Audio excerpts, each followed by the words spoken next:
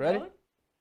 Hey, everybody. Welcome. Happy Wednesday, July the 8th. Welcome to a brand new episode of La Vida Baseball Live. I'm Julie Alexandria here in sunny San Diego alongside Ozzie Guillen Jr. in Chicago. How are you, Ozzie? I'm doing very well. Beautiful day here in the Chi as well. Nice. I know. Does it feel like summer even though there's no baseball on TV yet? It does.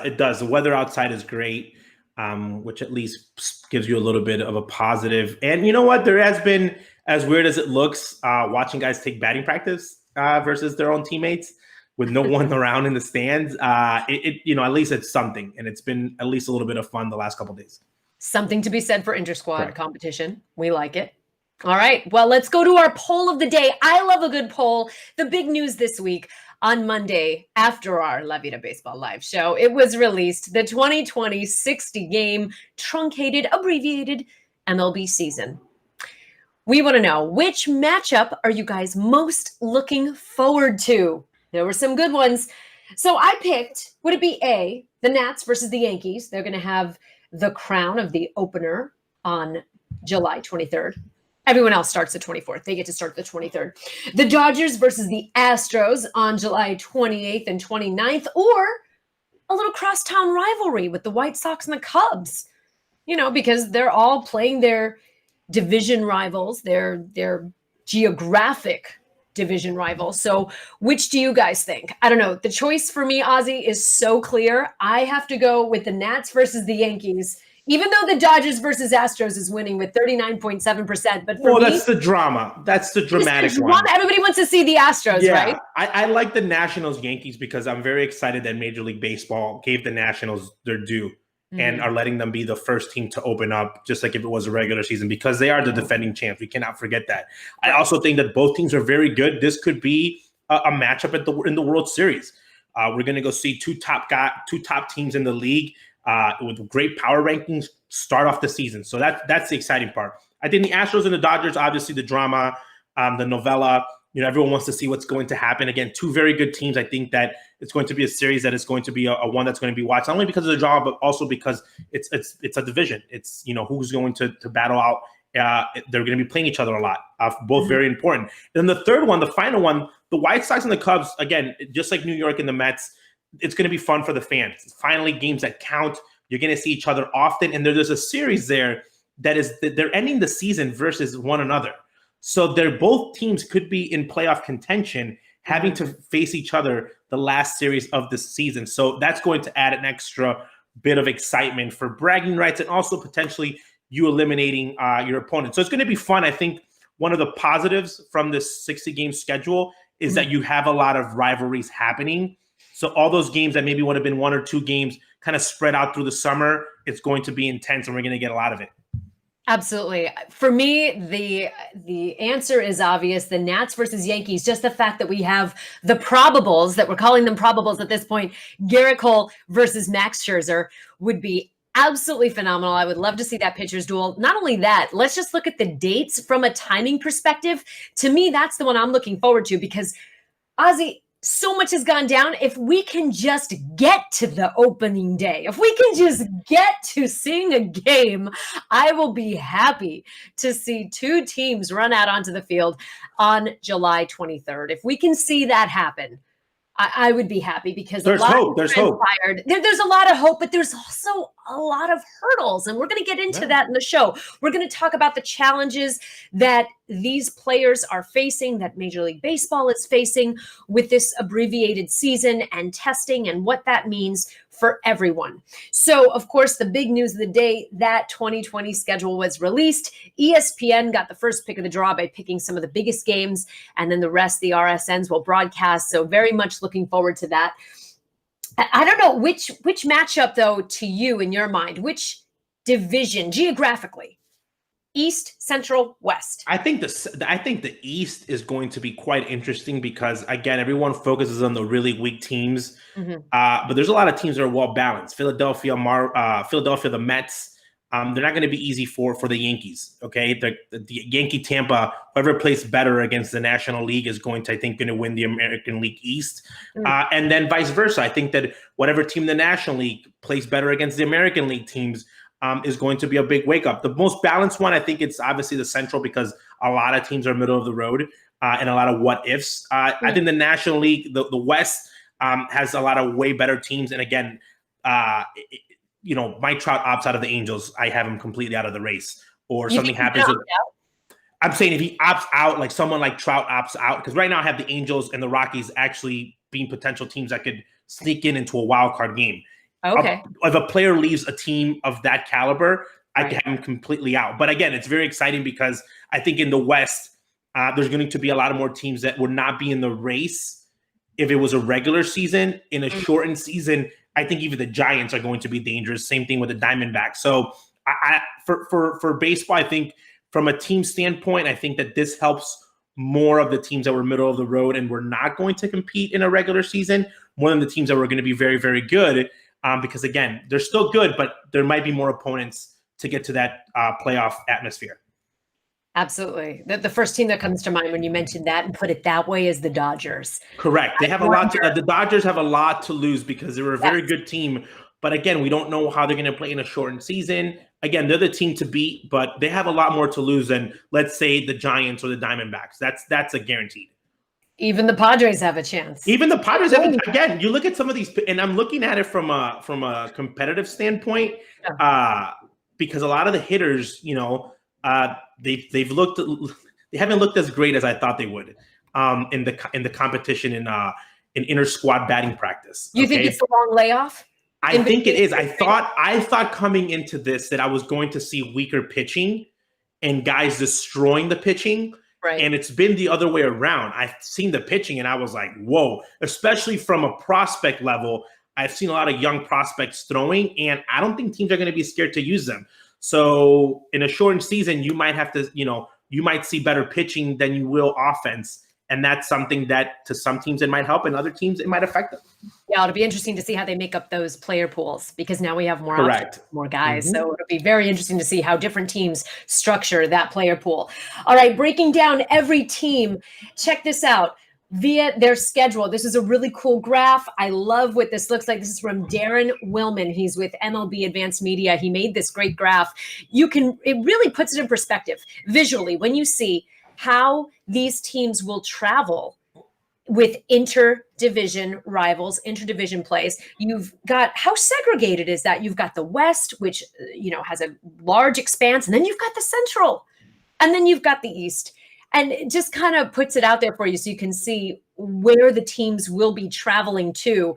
And in that same vein, he has another follow-up list. I love it. He's such a nerd. It's so cool. He's also the founder of Baseball Savant. If you're a baseball nerd, you got to check it out. He breaks it all down. Usually we give the award for the most travel and the toughest travel schedule to the Seattle Mariners and the Miami Marlins. Those schedules are rough, but now not so much. The most miles traveled, that mantle will be held by the Houston Astros and the Rangers in Texas. They will have to travel the farthest. And the least travel, the teams to put on the least mileage will be the Cubs and the Brewers. So, Ozzy, all of a sudden, and you know what this is like, those long cross-country road trips with the time change, and if you add in a rain delay to that, and then you're grounded on the tarmac, you've been there, I've been there, we know what that does to play on the field. We have effectively eliminated those cross-country road trips. You think it will show itself play on the field? Of course, absolutely. Especially for the guys that are older. It's a 60-game season, but it's a 60-game season like in less than 90 days. Okay, It's not like we're doing 60 games in 120 days. So, again, no PEDs, can't take stuff that's over the counter. There's certain things other than maybe Red Bull. You can't, there's no energy in coffee. So guys get tired. When you're traveling, people don't believe this. The jet lag is one that gets you. You end a day game, your night game, and then you got to travel across the country, and then you're playing in the other coast. That's usually when guys take a day off, especially older guys. So I think that from less travel, I think that guys are going to be fresh. Guys are going to be able to bounce back a lot quicker, and you're going to see a lot of guys be able to put more games in a shorter amount of time due to better travel arrangements. And then that's the reality. Also, I think that we're going to see from a COVID standpoint, the fact that this was restricted this way, because once you have the protocol down, okay, and you know that a certain route and a certain way of doing something worked, you're going to stick to it.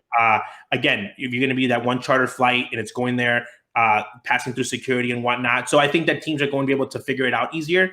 And again, for the teams that are flying, just like driving, there's going to be challenges. But I think that it being segregated to certain areas of the country, you'll be able to control better the spread of where players are going, which I think it's only fair to them. Absolutely. I mean, just the fact that, the Dodgers, whenever they play the Padres, they don't fly. No, and people don't realize this. A lot of players don't like flying as much as people think they do. I think when you fly that much, you do enjoy that. Get on the bus, let's just go. Because again, when you're travel, you still have to go to security, even though that it's individual one. You have to get on the flight. Yep. A big plane for such a short flight. Some guys, I know guys that hate flying, period. But I think the driving and the distance, and again, teams in the Central, like the White Sox and the Cubs, have benefited from more home games. Again, there's no home field advantage other than you get to hit last with no fans in the stands. But I think that, again, this was the only way that this season was going to be able to be possible, because I do not see right now from a safety standpoint, getting a flight coming out of New York after a night game, traveling across to like the West Coast, and making sure that when the team gets there to the hotel, again, it's not going to be, checking it at 3:00 in the morning. Oh. It's just going to be different. I think that's what they're trying to stay away from. that 3 a.m., 4 a.m. check-in. Everyone's half asleep. Well. Yeah, it's hard. It's hard. It's traumatic stress syndrome. Yeah, it's part of the business that's very hard, and everybody that lives it, it's not easy, and it's something that it takes a toll on you, and it's fun. But again, when you're in the middle of a season, especially in a shortened season, again, it's a disadvantage for the teams that are coming into that. It usually takes 1 or 2 days for you to get back up, and you can see that in the wins and losses when you look at records. But I'm glad that the way it's done right now. 900 games are going to be played, 60 per team. Teams will play 40 of those within their division, the other 20 interleague matchups in their corresponding divisions. Let's talk about some differences that will be implemented this abbreviated season. You've got the universal DH, the 3-batter minimum for pitchers. Of all of these sort of new experiments, if you will, and you can add in the travel to that, do you think any of these stick moving forward? Universal DH sticks. Universal DH sticks because I think it opens up more jobs for individuals. For everyone who's a National League fan, your pitcher can still hit with the universal DH. Mm-hmm. So, for example, if Madison Bumgarner thinks that he is better than anybody on his team offensively for that game, and he feels more comfortable being in the batter's box as a pitcher, that's Madison Bumgarner. He's a great pitcher. He's also a really good hitter. He's earned that spot. So hit him in the DH spot. That's fine. But I think that it makes the game strategically a little bit harder, and it evens out teams across, especially if you're playing games across American League and National League. Why is that? When you go to interleague play, teams that are in the American League are at a disadvantage because you're probably losing one of your premier players. And when you go to the National League, pitchers tend to hit more than the American League. So you're at a disadvantage. And I think that the 3-batter minimum, I think if it works out in this, they're going to keep it. I don't see that moving forward because I think you take away specialists, okay? And I think that there's guys that have been making a living of going lefty, lefty, righty, righty. And I think that's an exciting part of the game. I really want to see moving forward how they're going to match up those situations. Do you pitch to that lefty, or are you worried about 2 lefties in and you start the inning with a lefty instead of a righty? That's going to be something that it's new to all of us from a strategic standpoint. A great thing for the media to second guess a manager, always. But I was talking to Ozzy about that. Like, how would you do it? We have the Joey Gallo example. If Joey Gallo's the third guy in the order and he's a lefty, and you have 2 righties before Gallo, do you go and bring the lefty in right away against those 2 righties, even though they're at a disadvantage, just because Gallo's the lefty? Or do you go righty, get 2 outs and face Joey with, righty, lefty with 2 outs? So it's just one of those things that you have to really sit down and think about it and see what works best. But if it does work, I can see that being the second one. But definitely for sure, the universal DH sticks. Well, the league giveth and the league taketh away. They have effectively taken away the All-Star game for 2020. That is no longer on the table. Next year was already planned to be hosted by the Atlanta Braves, and so they will continue on that track. And the LA Dodgers, who were supposed to host this year, will host in 2022. Another takeaway is that the Yankees will no longer be playing in the Field of Dreams tournament in Iowa against the White Sox. Instead, they will have the St. Louis Cardinals. How do you feel about that? I think it was smart. I think, again, having the Yankees come in, it was already a mess for travel for them. Iowa is not a place where many hotels, so the Yankees were going to have to travel in, play, and go stay in Chicago. Are you surprised that they're still even doing this? I'm surprised. You know why I'm surprised? Because the fan situation. I thought this was a game made for the fans, that the fans could go visit, watch the game in person. Right. Not having any fans, I think that they're going to probably have to do a great job in promoting this. And it only tells me one thing, that this is going to be something that's going to be done on an annual basis, this Iowa situation, the one game in Iowa, because I thought it might even be a series, okay? And say, okay, we play a series, do a whole 3-game thing, but it's only one game. So teams, again, the whole COVID situation and traveling, you're taking 2 teams to a place that no team's at for one series. So I'm assuming you show up and play Little League style, play, and then head back. Again, it's going to be easier said than done. But also, again, 2 teams are going to be fighting for winning a division. So it's going to be interesting. I know the White Sox, they wanted to keep at least one of the teams. St. Louis was one of the teams that's going to play in London. London is canceled. So I think now they're giving him this premier game. But it's going to be interesting. I was very, again, they built a stadium for this, so that's why I think they're doing it. But it's unfortunate because there's going to be no fans unless they change something moving forward. Well, they'll have a lot of corn watching them. Correct. Again, it's one of those movies, I understand it. I know that there's a huge following. It's just one of those things that I'm like, oh, okay, cool. Like, yeah, they're playing out there. But again, Chicago fans are super excited. A lot of fans in Chicago are mad that it's not the Cubs.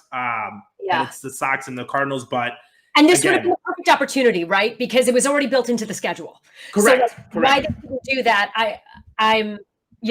There's a lot in the schedule. If you look at the 2020 schedule, that really doesn't make sense. Another thing that doesn't make sense to me: the New York Mets are playing the Blue Jays on September 11th. As a New York fan, those are low hanging fruits. Those are low hanging fruits from a marketing standpoint, especially with no fans in the stands. Sure. And the way that I'm looking at it, I'm not a TV producer, but September 11th, to me, it's New York and baseball. Okay. Yeah. It's something that they're the 2 teams. It's a big day in the history of America, but it's a day of resilience and coming back. And those 2 teams represent that.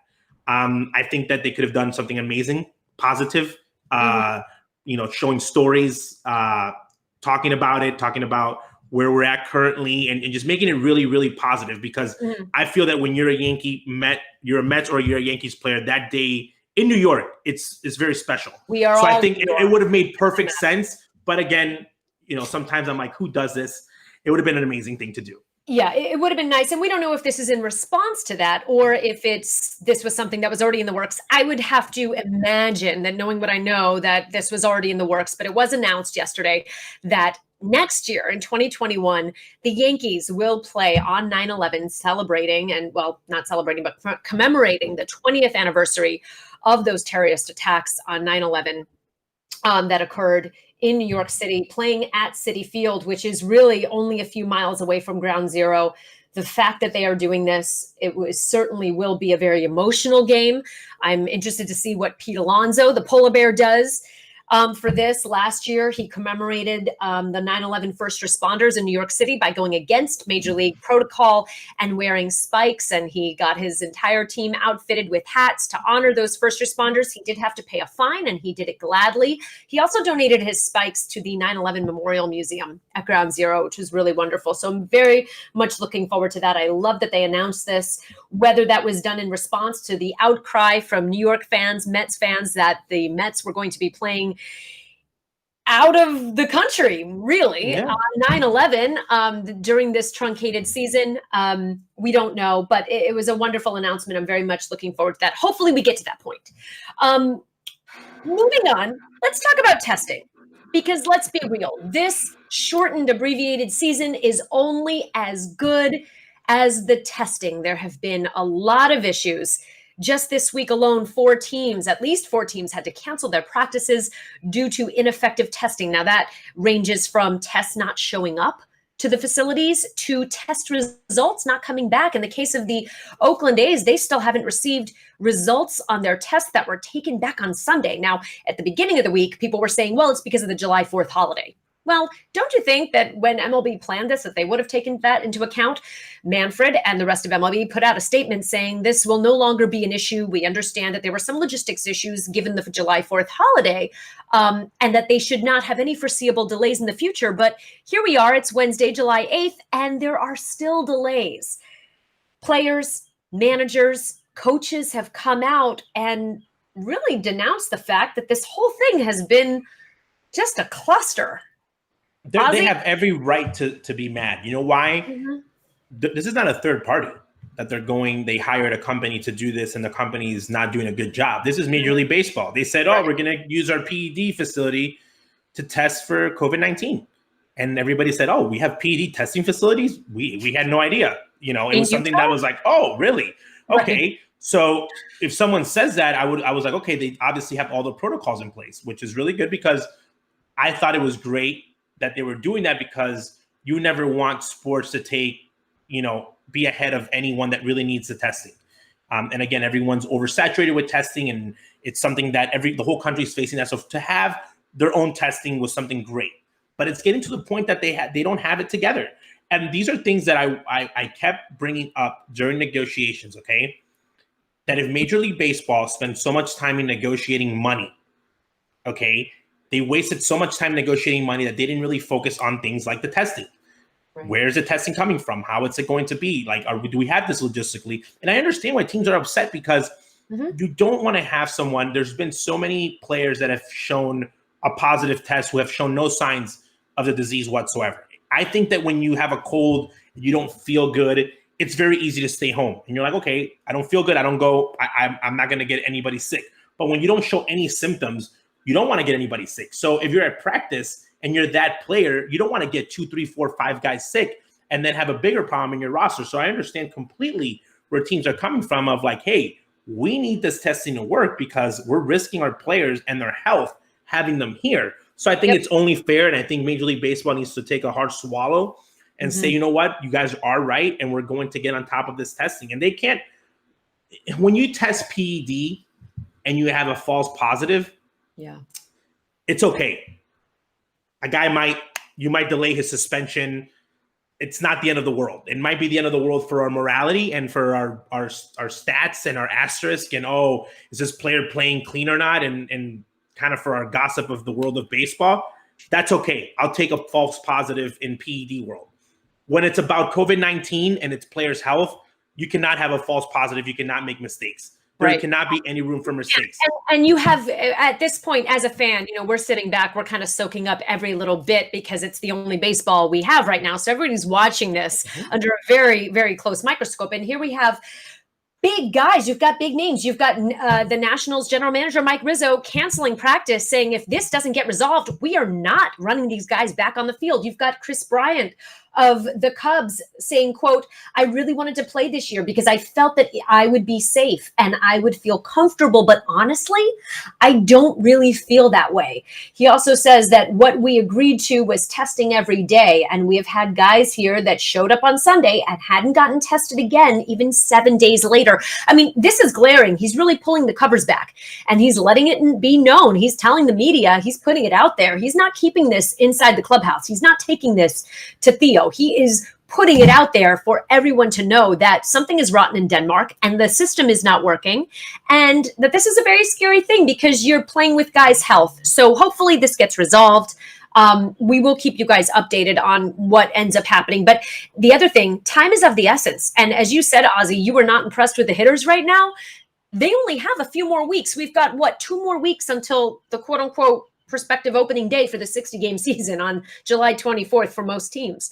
So they got to get it together. All right, moving on. Andrew Mccutchen just this week went on a podcast and he called out the Yankees. He called out the Yankees for their practice of being very staunch when it comes to hair. and self-expression. And the fact that when he was playing for the team, he played on the Yankees for 2 months back in 2018, he was told right away upon his arrival that he had to shave his beard, which he did. Now, mind you, those famous dreadlocks, which he sported back when he was in his Pittsburgh days for 9 years, he had cut them in 2015 and auctioned them off for charity. It all went to a good cause, but he said that it was still really difficult because that was part of his identity. And he thinks that the Yankees should really revisit this policy that George Steinbrenner had put into practice back in the 70s about no hair past the collarbone on your head and no hair on your face past the top lip. And that perhaps this is something that needs to be reevaluated, given the fact that players should be encouraged to be individuals and to be able to express themselves, especially when it comes to Black players, in the fact that they are able to use their hair as a part of self-expression. What is your opinion on this? I know you have very strong opinions when it comes to the Yankees. No, I think that, again, Mccutchen is in every right to have his opinion about that. I think this is a team-by-team basis. This goes back to the 1970s. You had the Squares, the Big Red Machine, and then you had the Oakland Athletics. They both went to a World Series. One team was wild, and they had mustaches and hair, and it was something from a rebellion standpoint, and the team just say, you know what, go for it. And now that's their tradition. And there's teams that are just clean cut. I don't think that this was aimed at one specific race or group. It was just something that the Yankees do. They believe the Yankees motto is always the Yankees bigger than any other player. Okay, and they try to control the uniforms. That's why they don't have any names on the back. You wear the uniform the way they want you to wear the uniform. Certain things are done certain ways of the Yankees. And again, this is something about what team you're going to go play for, what culture. I think the Yankees have kind of dialed back a little bit from how it was in the 1990s. They've kind of, I think Steinbrenner's sons are a little bit more lenient to how it used to be. But I think it's a cultural thing in the sense that when you're going to go play with the Yankees or certain teams that there are going to be certain rules. And I think your employer can say, hey, this is how we like to do things here. And if you don't like it, it's like the Ken Griffey Jr. story with Ozzie. Ozzie Sr. had Griffey, and he said, as a joke, the last meeting, they were talking about playing center field and all this. And Ozzie said, oh, and by the way, do you know that we all wear hats to the front on this team? And Junior said, oh, really? Well, I can come back the same way I came in. Whoa. Well, yeah, but it was a joke because Ozzie said, do you know if Griffey comes here, okay, I'm not telling him to put his hat the right way because he's been doing this his whole career. I'm not fighting that battle. He had the same issue with Manny Ramirez. We traded for Manny. Manny had really long hair, and Jerry had a rule, and Ozzie said, I don't care what the guys have. Earrings, hair, I don't care, but this is a team rule. So you guys deal with Manny. And the front office dealt with Manny, and they kind of altered the rule at that moment. The Yankees just don't do that. So I think when you're a player, you need to know where you're going.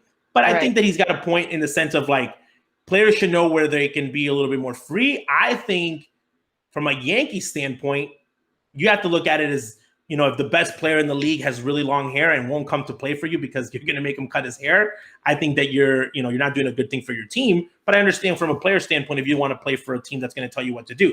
So I get both points, but I don't want the Yankees to change unless the Yankees want to change. And from a player standpoint, you should know where you're going to play. Absolutely. And just to be clear, the Yankees say let the uniform speak for itself. And that's why they, look at the pinstripes. Look at the pinstripes. And I think that's part of the tradition. Right. But do you think that this disproportionately affects Black and brown players? I think it affects there's a lot of more white guys with long hair. Jason Worth. They would be. Trust me. Did you say Jason Worth? Jason Worth. The beard. The one that had long hair. Yeah. I think it's just a player. I just think, in the 1970s when the rule really got into place, it was out of control for everybody. Okay, it wasn't just the afros; it was the mustaches, the long hair. Sure. They were coming out of the hippie culture. So, but I think that it's funny because you can't say it's a Black culture. I haven't seen the first Black guy rock an afro. I haven't. Right. The Oscar Gamble type afro, which was the one that was like, players like the Yankees didn't have in their uniforms, and other teams got to rock. So I think it's just more of trying to have a clean cut. Type of a look, because again, I think that the beard is a huge one. Guys having the beard. Dallas Keuchel wouldn't be able to have that beard in New York, for example. He would have to cut it. And we've seen guys, lose the beard. And that's just something that when you go to New York, it happens, and cut your hair. And every big player, when they get moved there, it's like, oh, is he going to do it? And they end up doing it. That's because they're a Yankee. And again, I think that it's not looking specifically to one player. I just think it's a culture on the team. And I think it happens. Every team has a lot of weird rules. The weirdest rule in baseball, and it's not about facial, is you have to show 2 inches of socks. So you have to have your pants, showing socks, because you cannot hide your socks, because guys are wearing such baggy pants, and some owners didn't like that. So you have to show a certain amount of socks in your uniform. You have to wear a uniform like Derek Jeter. You have to wear a uniform like Derek Jeter in some teams. On some teams. Some teams have that rule, and they have it all through minor leagues. Yeah. So it's just like little thing. I thought that was like the funniest rule ever. Like, wait, I got to show socks? As a player, I would be like, I wear my pants however I want to wear my pants. Again, those are CeCe. Like, and you saw Ruben Odor last year. It's because of uniform. You saw him wear the shorts, with the long socks, because the rule says as long as you have socks on, the pants can start and end wherever. And he literally wore shorts, and he had the socks again. Right. If that would have happened to another team, they would have freaked out. The Rangers were like, we don't care as long as he's comfortable. It's a comfort thing. Again, I think that it's not. It's based more. I think it's easy for Mccutchen, obviously, to talk about color because it's him, but I think it's not such about color. It's about players, how players express themselves. Yes. Okay. And that leads me to his quote. And I just want to read this because it kind of puts it into context. He says, cutting his dreads was a very hard thing for me to do because that's who I was. That was how I expressed myself. That's who made me Andrew Mccutchen. That's how people noticed who I was. It made me unique. I think especially this year, the year of 2020, he says, I just feel like these things are, or should be, things that people should take to heart and realize that we have a way of expressing ourselves in different ways. So that's how he, justifies this statement. I think there's just liberal. I think there's just liberal players. I'm not even going to put it in the color thing. I think that there's guys that their beard makes them, they feel comfortable that way. I think that when you have a team, I think that the Yankees are at a disadvantage because they have to find those players that are like Teixeira, that are like A-Rod, that are like Jeter, which are very good, but have that certain look. But because if the best pitcher in baseball has a beard and I know that he's not going to cut it, or if he does cut it, he might not pitch as well. I might not go for that player, but I think that it is an individual thing. I think that he has a point where he's saying that, fortunately we are in a time in baseball where there are more teams that are not like the Yankees and they let guys have the beards and the long hair and kind of that look. But it goes for a lot of things. I think that a lot of players feel more comfortable when managers, they don't make a big fuss about things about expressing themselves. And we've seen that. I think that now players are trying to be more voiceful and trying to express themselves either with T-shirts that they wear, their hair, and maybe we didn't think it was a big deal. Maybe teams need to reconsider and say, hey, our players want to express themselves, let them be free and let them do this. I'll give you an example. I know that for baseball players for a long time, early hitting was a fun time because the White Sox, for example, players could wear whatever they wanted, okay? You could literally go out in your underwear and hit early hitting because there's nobody in the stands, and guys would love it because they would rock their T-shirts. They would rock, that the girlfriend or wife made them a family shirt, and it was a cool thing. So maybe this is an evolution from that they want to feel more comfortable on a regular basis and not be so restrained to team rules. So he might have a point. All right, well, maybe there's room for compromise. All right, we want to leave you with this clip from award-winning filmmaker Ken Burns. He was the director of the 1994 baseball documentary, which is absolutely fantastic, and he really hits the point of the role that baseball has played in this country in overcoming adversity, crisis, and tragedy. Check this out. Baseball is a mirror of our country in all its complexity. Since the Civil War, baseball has been a constant, a through line, a microcosm of larger events happening off the field. The history of baseball is the story of immigration, the exclusion of women, the struggles between labor and management, and of course, race. And it's helped us through some of our darkest times. During World War II, FDR refused to cancel baseball because he felt it necessary. After 9/11, to the shock of many, baseball started up again the following Monday, and across the country, stadiums were full of "I love New York" signs. Today, as we face an unprecedented crisis and consider how to move forward, we long for baseball to return, to pull us together as it has in the past, to restore a sense of normality and routine. But that's not what this moment is asking of us. Now, once again, baseball has the opportunity to lead rather than follow, to guide us in prioritizing health and safety, sacrificing individual freedom for the collective good. We will remember this season, regardless of how it unfolds, not just because of the lack of our game, but because of what we have been asked to do. Well, he does have a point in the fact that baseball has brought us together as people, as a country, as a whole, to overcome a whole heck of a lot if you look at our nation's history. But at the same time, I feel like we are playing, if you want to call that, in unprecedented times, facing new challenges that we've never really encountered before. So we'll continue to take it day by day and bring you all of the best as best we can. And I want to thank you all for commenting. I'm just looking at the comments right now. Thank you for expressing yourself, Rodrigo Diaz. Thank you for that comment. And thank you for commenting and continuing the conversation. We appreciate it. And we appreciate you guys watching. Ozzy, thanks for joining me. A pleasure as always. No, pleasure's all mine. You know, when I saw that video, I think that baseball does bring us together, and it's been a part of overcoming a lot of hard moments in the United States and in history. And I think that just like the United States, Latin America is waiting for this game to restart. But I want the fans to know that players are humans, okay?